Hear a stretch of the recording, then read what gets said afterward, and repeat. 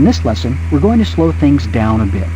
We're going to practice slow flight or flying just above the stall speed.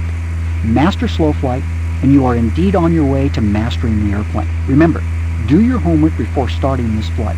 We're up in the air at 4,000 feet over Puget Sound, a nice, safe altitude. I want you to feel comfortable operating at slow speeds so you'll know how to control the aircraft as you're operating in the traffic pattern and when you're approaching to land. Because slow flight is close to stalling, you'll need to know where the critical spots are. But don't worry, I won't let you get into too much trouble today. No, I'm not wearing a parachute either. If you see me wearing one, then that's when you need to start worrying yourself. I'd like to demonstrate the relationship between airspeed and angle of attack. You could read more about it in the ground school section. As we reduce the power and airspeed decreases, we need to increase the angle of attack to maintain sufficient lift for level flight. As we increase power and the airspeed increases, we need to decrease the angle of attack to maintain altitude. This relationship between angle of attack and airspeed is an important one.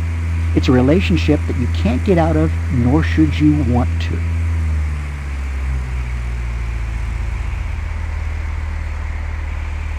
Watch how I must increase the pitch attitude, or angle of attack in this case, to hold altitude as the airplane's speed decreases.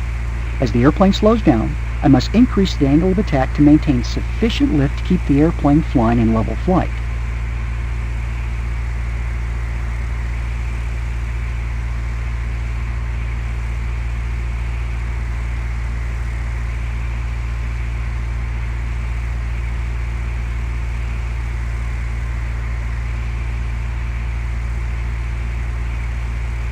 As the airspeed decreases below 70 knots, you can easily see how much the angle of attack must increase to keep the airplane in the air at this slower speed.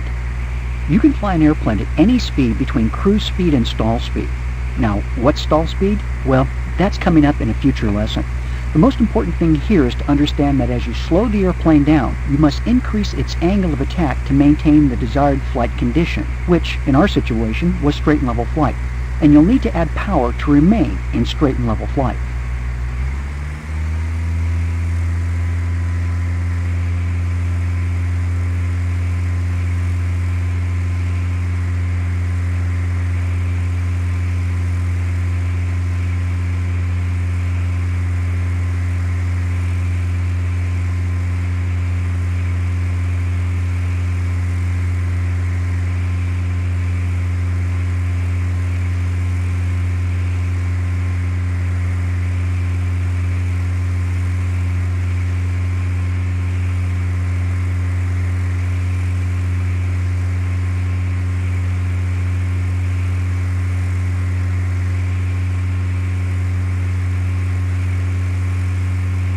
Are you ready?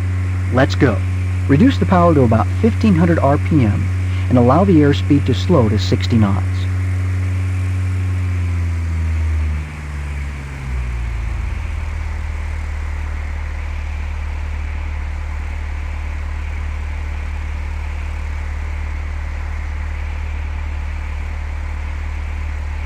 Slow down.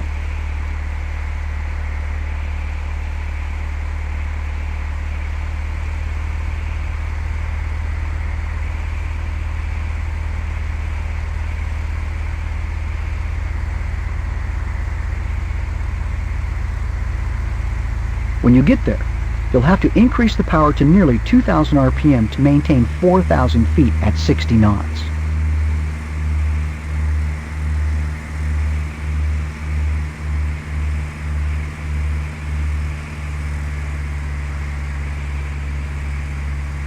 Make small adjustments to pitch to maintain 60 knots and adjustments to power to hold 4,000 feet. Use sufficient nose-up trim to reduce the back pressure needed on the joystick to keep the airplane in this attitude. This is how you enter slow flight while maintaining your altitude. So, if you're following a slower airplane as you're approaching to land, at least you know how to slow down to avoid chewing off the tail of his airplane with your propeller, right? This is also another reason why we practice slow flight.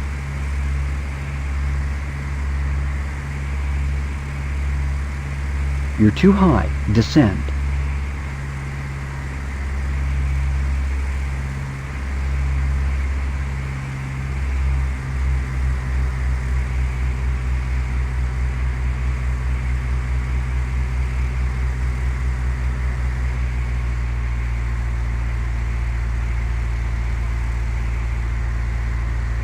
You're too high. Descend.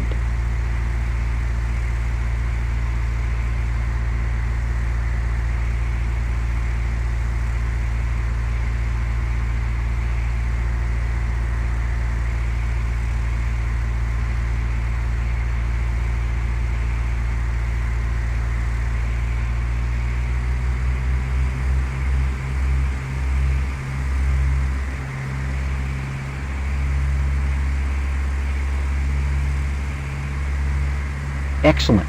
Now I want you to exit slow flight and return to straight and level flight at 4,000 feet. I'm still controlling the bank for you while you do the rest. I want you to add power and simultaneously lower the nose.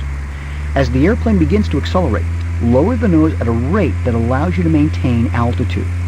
See how the airplane is accelerating while maintaining altitude? Fantastic. When you reach 100 knots, reduce power to 2,500 RPM and trim for cruise flight.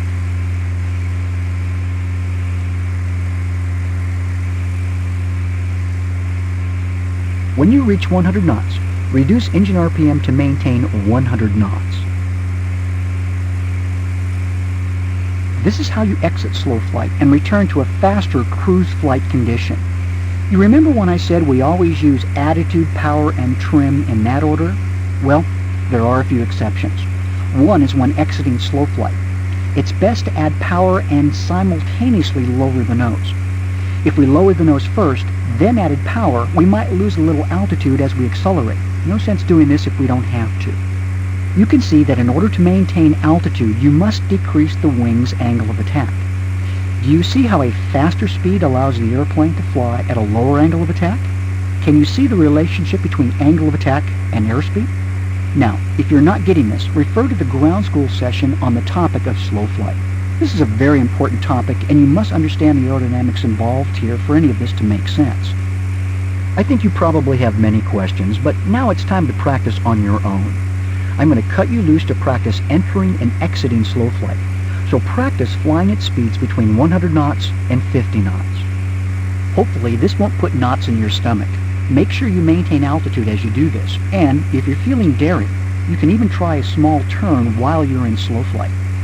Just add power as necessary to maintain altitude and adjust that pitch to maintain your airspeed.